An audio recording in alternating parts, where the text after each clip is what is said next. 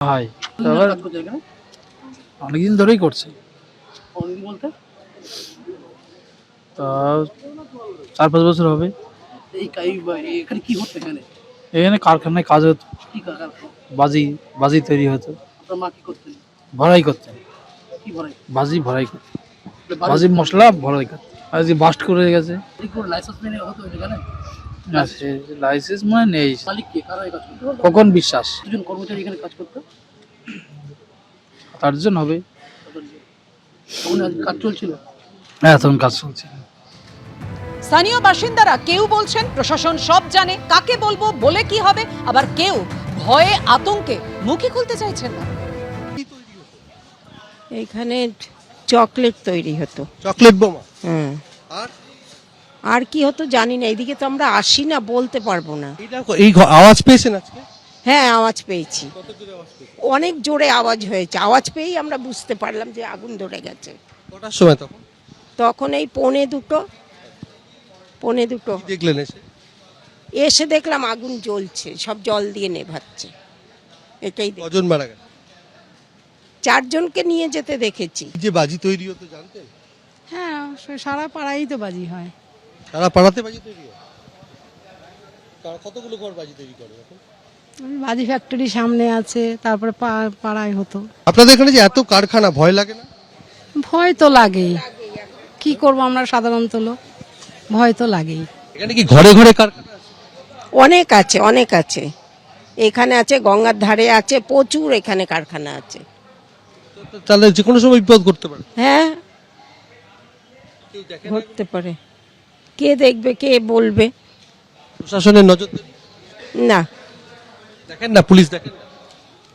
Police এখন আসে কিনা বলতে পারবো না। আপনাদের চোখে পড়ে না? না, আমাদের চোখে পড়ে না। এই কারখানাটা কার? ওই যে খোকনের খোকন? কারখানা ছিল। জানতেন? হ্যাঁ, রয়েছে তো। কিসের কারখানা ছিল? কিসের কারখানা ছিল? আমি জানি না তো, বাজির কারখানা তো? জানি না তো আমি। আপনার বাড়ির পাশে জানতেন না? কি হয় কখন আপনার? কিছু হয় না আমার, কতজন মারা গেছে? তাও জানি না আমি, আপনার তো বাড়ির পাশেই, কতদিন ধরে চলছিল এই কারখানা? তা জানি না ঠিক আমি, তাও জানি না ঠিক। কিছুই জানেন না, না বলতে চাইছেন? না না, আমি জানি না অতটা। জনভিত্তি হারিয়েছে। তৃণমূলের একমাত্র ভিত্তি হচ্ছে বোমা। বেআইনি বাজির কারখানায় বোমা তৈরি হচ্ছে। সর্বত্র তৃণমূল কংগ্রেস কর্মী খুন হচ্ছে তৃণমূল কংগ্রেসেরই দ্বারা। এই তো পরিস্থিতি। আগে বলেছিলেন ভবিষ্যতে আর কোনোদিন ঘটনা ঘটবে না। নিয়ন্ত্রণহীন সমাজ একটা নিয়ন্ত্রণহীন ব্যবস্থা তৈরি করে দিয়েছে। কোথাও কারোর উপরে কোনো নিয়ন্ত্রণ নেই, পুলিশ বলে কিছু নেই, প্রশাসন কিছু নেই। যেখানে সব মিলেমিশে একাকার হয়ে গেছে, তো সেখানে তো বোমা ফাটবেই। বাজি কারখানায় বিস্ফোরণ, দুর্ঘটনা, সেখানে পুলিশ প্রশাসনের সবাই গেছেন, উদ্ধার কার্য এবং আনুষঙ্গিক প্রশাসনিক প্রক্রিয়া চলছে। শকুনের রাজনীতি, একটা ঘটনা, দুর্ঘটনা ঘটেছে, তাই শিবকাশিতে যখন ঘটেছিল, যখন দিল্লিতে ঘটছে, যখন অন্য রাজ্যে ঘটছে, যখন আমাদের রাজ্যেই আগে ঘটেছে, আরে দুর্ঘটনা ঘটেছে। এটা তো সিপিএম জমানার রশিদ খানের আরডিএক্স বোঝাই বউবাজার উড়ে যাওয়া নয়, বউবাজারের বাড়ি উড়ে যাওয়া নয়। বাজি কারখানা, এটা একটা বিপদের ঝুঁকি থাকে। এবার ঘটনাচক্রে সে একটা বাজে বিস্ফোরণ হয়েছে, মৃত্যু, দুঃখজনক ঘটনা, মৃত্যু হয়েছে, এবং কেন হয়েছে, কী জন্য হয়েছে, কোনো গাফিলতি ছিল কিনা, সেগুলো পুলিশ প্রশাসন দেখছে। তার আগে থেকে যারা বিরোধীরা লাফাতে আরম্ভ করলো, তাদের জমানায় কি কি হয়েছিল সেগুলো নিয়ে একটুখানি দেখুক না, তাদের রাজ্যে কি কি হচ্ছে।